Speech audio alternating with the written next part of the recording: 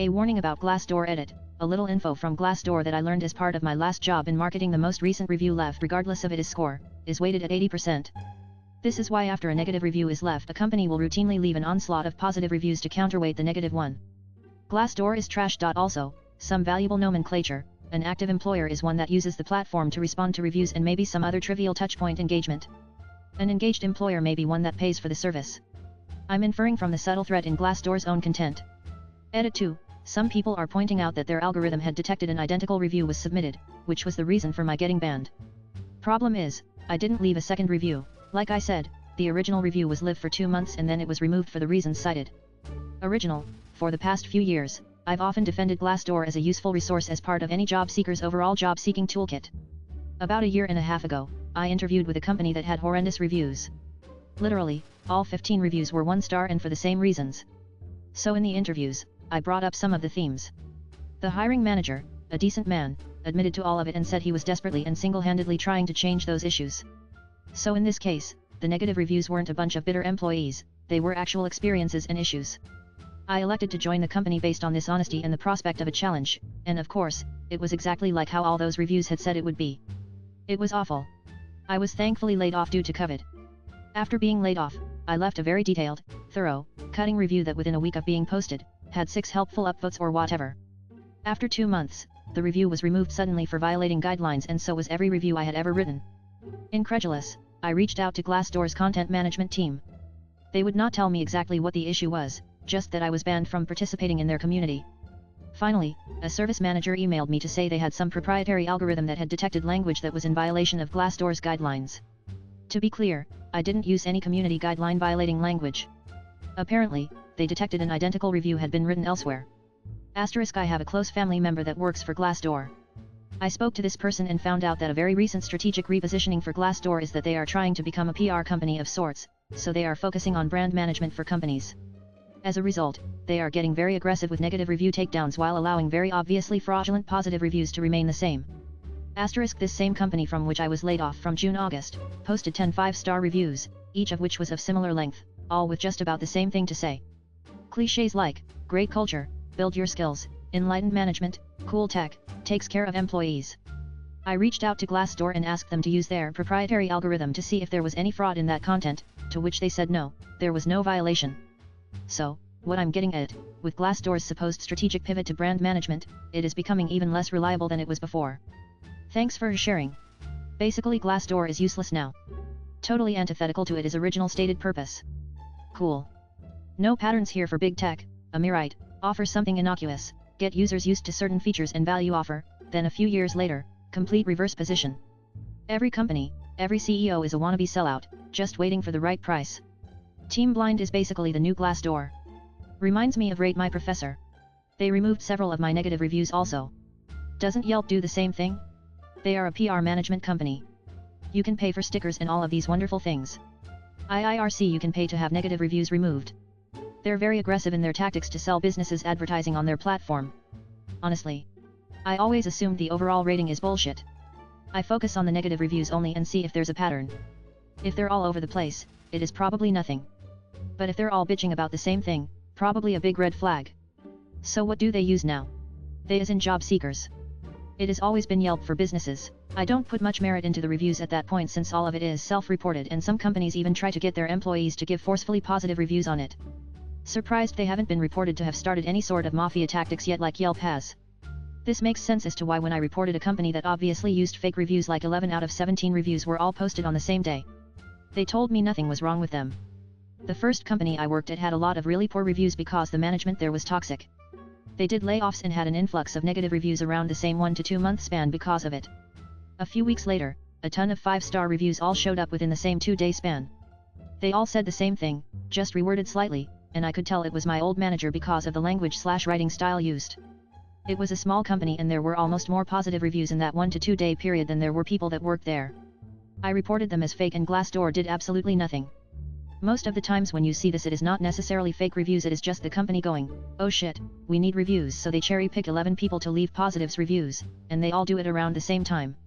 It is equally unhelpful for job seekers, but necessarily fake. The company I work for received a few positive reviews recently that were obviously fake to the point where they got both city and state wrong. A few colleagues and I reported them, but Glassdoor responded that they didn't break any rules and left them up.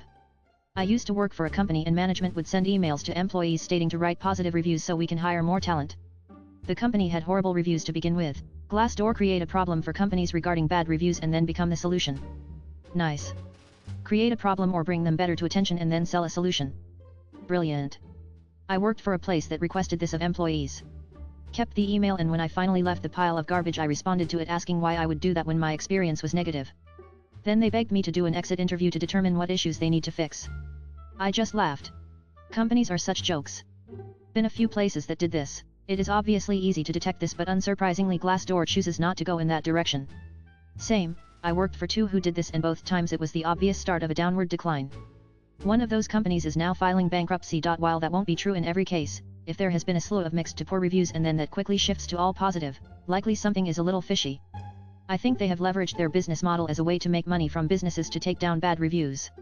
First they were aimed at job seekers to gain enough traction to get there. That's my guess as well. IOW, they've turned into Yelp. Well, they also screwed the pooch for like a decade, letting levels. FYI, Team Blind, Culturium etc. innovate. Good riddance Glassdoor. I don't get it, with this and Yelp, it might be a slow process, but eventually people will lose faith in their reviews while a more trustworthy competitor comes into the picture. It is like guaranteeing their eventual bankruptcy. Completely agree with you. If a company has a bad rating, or even in the 3 ISH stars, run. It's absolutely true. You're right about the fake reviews as well. I've seen multiple companies I know are bad have all 5 stars. The good news is they are easy to spot. Especially the cons, none that I can think of. Another helpful tip: sort by most recent reviews and filter based on the department. I'm in sales and oftentimes that 4.5 rating goes to 3 real quick when you adjust it. My case was in the minority of cases as my company had many horrible reviews on Glassdoor, but it's not nearly as bad as what they make it out to be. I mean, yeah, it's by no means perfect, but in my situation I was lucky it all worked out. The pay, benefits, and people have been pretty good overall. Although I may have gotten lucky as I was put on a pretty good team. That's too bad. I love how Glassdoor scares the shit out of the horrible companies that deserve to be put on blast. I was just in on a CEO/entrepreneur circle jerk meeting, where a CEO of a multi-million-dollar large tech company was crying about how unfair Glassdoor reviews were. That told me everything I needed to know about how important that platform is, and how essential it is that people make themselves heard. They cower at workers getting the slightest ounce of power or leverage back. Anyone have experience with Comparably? They more or less have the same business model as Glassdoor but with less users. They also sell awards to companies and will write press releases about companies that won these awards. The same exact grain of salt needs to be taken with Comparably. They get paid by employers who want to improve their public image. Seems to be more legit. Just found out about it today. Thanks for sharing this. May leave a few doozies later. At my previous job I uncovered some legal and financial misdeeds that had been going on for years. After making a statement to local LE about the theft, I posted a detailed account of what this company was doing on Glassdoor. Then the owner of the business called me. At that point I realized maybe I shouldn't be poking a stick at this person whose family was worth hundreds of millions. He married a lady whose family owns multi-billion-dollar CO. The information was enough to destroy his business reputation, had I left the post up permanently. Who knows if it would have been taken down. They couldn't do anything to me legally, but that was what scared me a little. So I took the post down after a week. Glassdoor served its purpose as far as I was concerned, notifying the public and shaming the company into fixing the situation.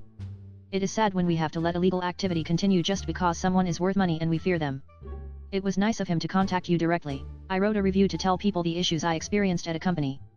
The company's only response was to hire a lawyer and threaten me with legal action. They were not concerned with the issues described in the review, only care about their own rep. And so this marks the end of Glassdoor. REKT. Remind me. 1 year. Glassdoor was acquired by Indeed, who is moving all paid job postings $over to Indeed. That leaves Glassdoor without a business model, hence this internal pivot.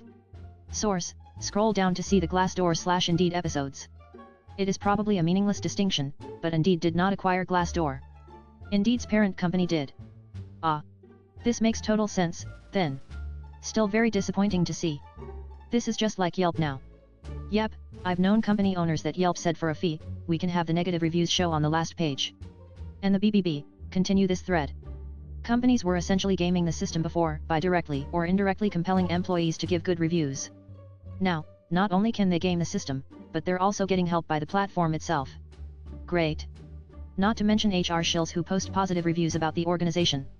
Or use microwork sites to pay a few cents for thousands of fake reviews. Not surprised at all. I've noticed many negative reviews of companies I used to work for suddenly vanish.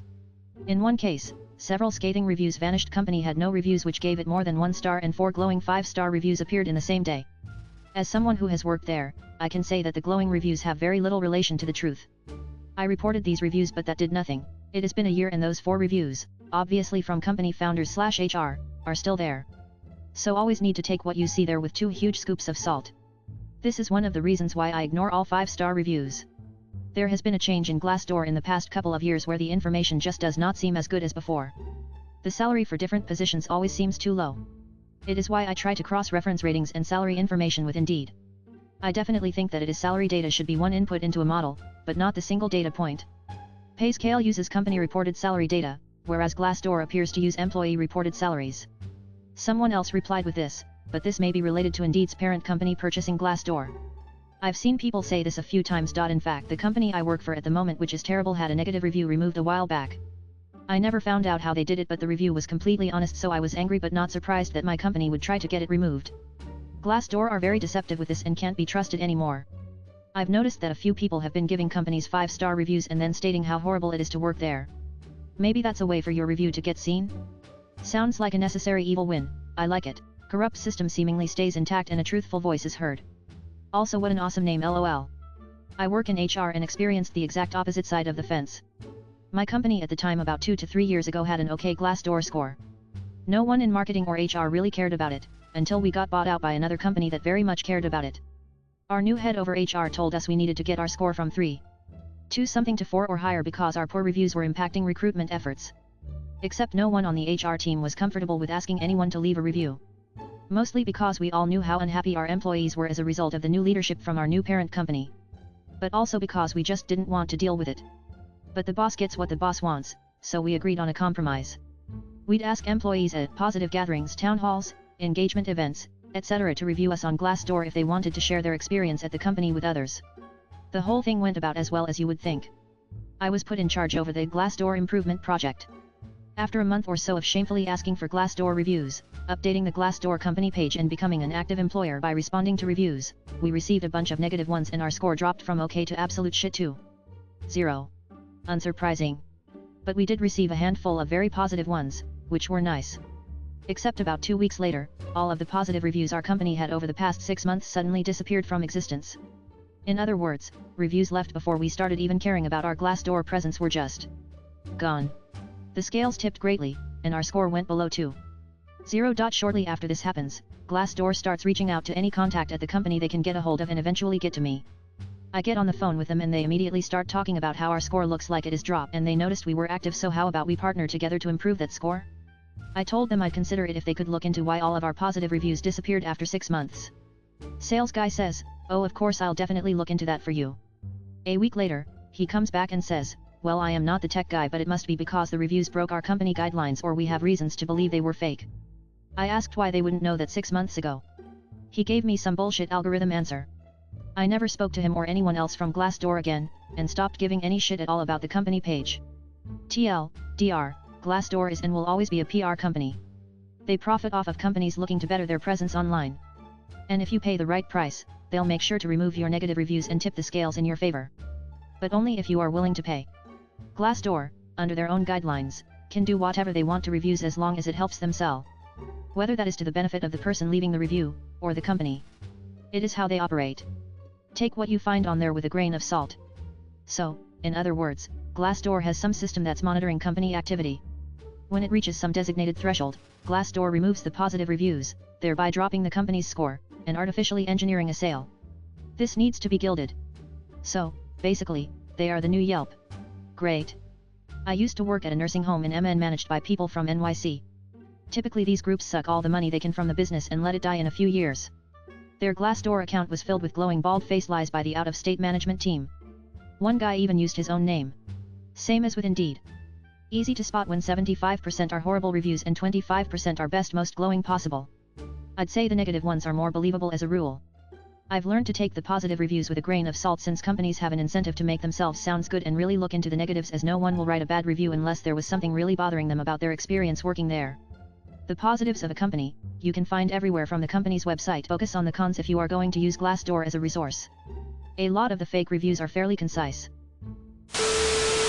America is not lacking in skilled employees. America is lacking in companies willing to hire and train people in entry-level roles. If every entry-level job requires a year experience doing the job already, of course you will lack entry-level candidates. It becomes catch-22. To get experience, you need a job. To get a job, you need experience. It should not be this complicated. We need a push for entry-level jobs. For employers to accept 0 years experience. Why train people in your own country when you could just hire people who gained 5 years experience in countries with companies who are willing to hire and train entry-level? If we continue to follow this current trend, we will have 0 qualified people in America, since nobody will hire and train entry-level in this country. Every skilled worker will be an import due to this country's failure. Edit, to add some detail. Skilled people exist because they were once hired as entry-level. If nobody hires the entry-level people, you will always run out of skilled people because you need to be hired at some point to learn and become that high-skill employee. I love it when I hear companies say they can't find anybody, but they either choose not to even interview anybody because they can't find any candidates that have 3 to 5 years experience for their crappy entry-level job, or when asked in interviews if they have any specific training they mumble and can't answer the question, or they can't keep anybody for more than a week because they throw all new candidates into the deep end with almost no training. Deleted. Or, they want to pay the equivalent of $10/HR and say it's a great opportunity. I live in Asheville and the number of great opportunities that won't even begin to cover the cost of living here is astounding. I saw a job posting for a dispensary entry-level position. This is in Canada where we legalized cannabis 3 years ago. Now the job wanted 5 years of work in the cannabis field. Your last sentence so true. I started a new job yesterday. I sat there for 3 hours while this woman made me sit and watch, and then threw me in with the wolves and I had no idea what I was doing. It's my understanding that this is a relatively recent management change. After applying to around 100 places on Indeed, this rang true after 500 plus applications and 7 months of searching. I finally found one company that was willing to train me even though I had no real experience, just internships. 500 places on Indeed for me. Yep, I agree. I even took a 4-month course on January. I finished the course but unfortunately my practicum was cancelled. Good thing is I still got my certificate. I started applying for a job and many interviews later I understood that they value experience more than education. Same. I gave up trying and work as a cashier now. Only 100? Are you new? Jokes aside, get a LinkedIn filled out completely. I got a job interview out of the blue from there. Check the local hiring agencies, that's where I got my current job. You'll be surprised what they offer. If money gets tight and you can't afford to wait anymore, take a local factory job. It is shitty, will pay you little, but you won't become homeless. Indeed is an amazing tool, but it is for super experienced employees with a resume that pops in employers. At a push of a button an employer has 100 resumes of qualified candidates and another 1,000 of not so qualified. It is a joke. Stay positive my guy. You'll get there. I hired someone with a great set of foundation skills and talent with the plan to have them spend the first month literally getting certifications and reading books and slowly practicing their new responsibilities for the first month. I got into a shouting match with the owner when he said that training was excessive and he had to be producing at the same time, and that he wasn't paying for someone to watch videos all day. This is what managers who want to train properly encounter. Lots of business people think of the short-term return instead of investing for the long haul, thinking that will just go to waste when they leave in 6 months. My opinion is, if you operate that way, then it is a self-fulfilling prophecy. Sure, they might leave in a year or 2, but spending a month now so I don't waste time later is going to pay dividends no matter how long they stay, not to mention I'd have to pay half again as much to hire someone with all the certs I wanted right off the bat. 100% this, I have advocated for, spoken up about, flat out asked and insisted on having adequate training programs at the company I work for and have been denied every single time. The boss doesn't want to spend the time or the money on training. The ironic thing is we have such high turnover they end up spending or losing even more in turnover. Just like you said, the new hires leave in 6 months because they're overwhelmed and not properly trained. And someone who is overqualified likely doesn't want to work here because they're not getting paid adjacent to their skill set. Companies want the most while spending the least. They want experienced candidates they don't have to spend money training, while paying them the least they can. It is BS. I faced similar pains at multiple startups. When I started my most recent position working for a much larger Fortune 500 company, they told me out of the gate you will not be productive to us for the first 6 to 8 months. This kind of insulted me at first. I have always considered myself a pretty adept IT engineer. However, they were correct. It took 7 months before I was doing real work of value for this organization. They also had training programs and mentors in place to help along the way. This made me realize something. Large organizations become large by adapting their hiring and training programs. We're also extremely diligent about who we hire. It took me 5 interviews to land this job. However, now that I am here, I look at this career opportunity differently than I have any other. This company is investing in me in a way I have never seen. It has made me want to retire from this place. There are good companies out there, folks. They're a pain to find. But keep looking. And when you find one, do not use it as leverage to look for the greener grass. If you intend to always pay entry-level salary, then of course they will leave once they have experience. You need to scale up salary to keep that now experienced employee. As a recent college graduate, I've experienced this quite a bit in the job search. Is there a different approach we can take to improve our chances of getting hired? Everyone tells me I just have to keep applying and eventually I'll get lucky. That's not really the attitude I was expecting to have after getting a college degree. Don't forget being told to get on LinkedIn and network. Like the professionals on LinkedIn don't think/know you're only reaching out cause you're eventually gonna ask for a job in some way. I graduated in 2019 and still haven't found anything. It's irritating, especially since people say that the jobs are there and they are easy to get. I agree, keep applying is kind of a non-answer. It doesn't help me do or present anything better. Deleted.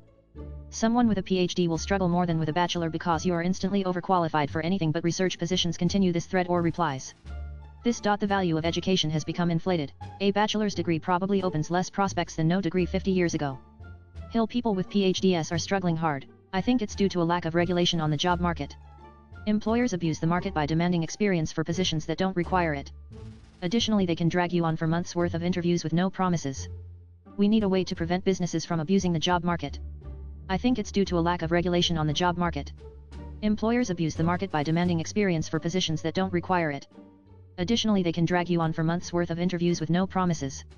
We need a way to prevent businesses from abusing the job market. How would they go about regulating something like this though?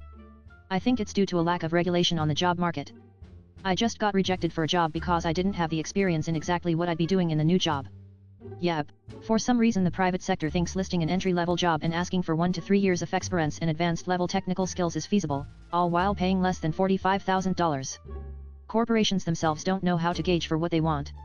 They advertise that they want the best of the best, but either A, aren't willing to pay the premium, or B, don't fucking understand that no fresh grad has the experience and skills they are looking for. Yep. For some reason the private sector thinks listing an entry-level job and asking for 1 to 3 years of experience and advanced level technical skills is feasible, all while paying less than $45,000. Corporations themselves don't know how to gauge for what they want. They advertise that they want the best of the best, but either A, aren't willing to pay the premium, or B, don't fucking understand that no fresh grad has the experience and skills they are looking for. Just for perspective, our entire 24/7 IT support is in Hyderabad, Manila, and the Philippines. There's no real stateside IT support. Offshoring is another part of the problem, and you can thank the technology for this. I once worked for a major hotel chain's reservation desk. In one day, about 100 of us were laid off. They moved the whole operation to India. Don't you know, training programs look bad on quarterly earnings reports, and that's clearly all that matters. Companies also need to actually have training programs in place. So true. Breaking out of customer service took so much work. Same applies for career changers, who almost have to be a unicorn just to get a chance. People change. What they did and do now maybe isn't what they want to do 5 years down the road. It shouldn't be a job unto itself to find a job. Yet I'm afraid to mention I did it for the career change because they always seem concerned or instant frown on it in the interviews. Sometimes wish I was my age right now during the 90s/early 2000s as you described. I like to think I know a decent amount about computers and would have done well in the early days of computer and IT jobs. It seems like you didn't have to be a genius to get those sort of jobs back then. Nowadays though you're expected to be a genius, have the experience to show for it, and are competing with hundreds of more people. Continue this thread. In the late 90s early 2000 if you knew how to turn on a computer you could get a job. I was a network admin at UCLA and didn't know jack shit. We taught ourselves about computers by taking them apart. We were all self-taught. And you'd never be able to get that same job these days, he is saying. You'd need a master's, 5 years of experience, and you'd still be competing against 100 other people. Twas trying to do that but wasn't hired because they thought I was overqualified. It is really being stuck in the middle. Too qualified or not qualified enough. As an average student from an average university, I ended up accepting a lower role, and growing within the same organization to the type of role I thought I would get based on my degree. Not saying it is right/wrong. Just sharing. That's what I'm trying now. Issue is that I've been working a dead-end IT help desk job with no career growth, internally bad company. I graduated last year and struggling to do anything now since every horizontal shift I try wants a year experience in that field. Resume gets dumpstered. Even when I do get an interview and try to do those interview tips to answer do you have experience doing X questions with something other than no. I don't have experience doing X but have done vaguely related thing at my current or past job positions. We need an education overhaul. Instead of getting into useless, shitty debt, people should be doing apprenticeships, where the company gets a little bit of value out of the work, and you get actual real experience in a field of work for free. This should be the new standard. That last sentence is the crux of the problem. Maybe we should cut all other tax breaks except for providing entry-level jobs? Continue this thread. Today, experience trumps education, and that is because the value of a college degree has been diluted by the sheer number of college graduates, coupled with the fact that the two biggest threats to job creation are automation and offshoring. In other words, more but less talented people seeking fewer and fewer jobs. I have been on both sides of this argument. Colleges say we are not vocational schools, and businesses say neither are we. There is your disconnect right there, and yes, I see it where I work too. Companies want you to hit the ground running, and yes, I hate being the new guy too. When we lost manufacturing, we also lost the no experience required sign. Companies are basically saying that they want to pay entry-level wages for people with a lot of experience. I say this every time I've been rejected from a Yobri reply. It is an endless cycle of, need experience to get a job, need a job to get experience. It seems you can only get work nowadays if you know someone in the company already. Like and subscribe for more Reddit content. Watch the next video at the top of your screen.